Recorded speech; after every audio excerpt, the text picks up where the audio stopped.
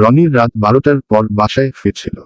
গ্রামের ভাঙা বাঁশের সেতুটা পার হতে নাতেই সে দেখল কাদার ওপর একটা তাজা পদচিহ্ন, কিন্তু আশ্চর্য ব্যাপার, তার সামনে কেউ নেই।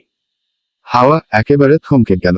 রনি মোবাইলের টর্চ জ্বালিয়ে নিচে তাকাতেই দেখল পদচিহ্নগুলো একটা একটা করে সামনে এগোচ্ছে, যেন অদৃশ্য কেউ হাঁটছে। রনি ভয়ে পিছিয়ে গেল, কিন্তু হঠাৎ পদচিহ্ন থামল ঠিক তার সামনে। এরপর কাদার ভেতর থেকে ধীরে ধীরে উঠল দুটো হাতের ছাপ, যেন মাটি ফুঁড়ে কেউ বের হতে চাইছে। রনি দৌড় দিতে গিয়েও থেমে গেল, কারণ মাটি থেকে উঠে এলো একটা মুখ, কিন্তু চোখ নেই। মুখটা ধুলোমাখা, ভেজা, আর সেটা ফিসফিস করে বলল, আমার পথটা শেষ করে দাও। রনি চিৎকার করে পালিয়ে গেল। পরের দিন গ্রামবাসী শুধু একটা জিনিস পেল, সেতুর ওপর রনির নিজের পদচিহ্ন, যেগুলো কোথায় যেন হাওয়া হয়ে গেছে। হ্যালো বন্ধুরা, এরকম ভয়ঙ্কর ভিডিও দেখতে চ্যানেলটা সাবস্ক্রাইবও করুন।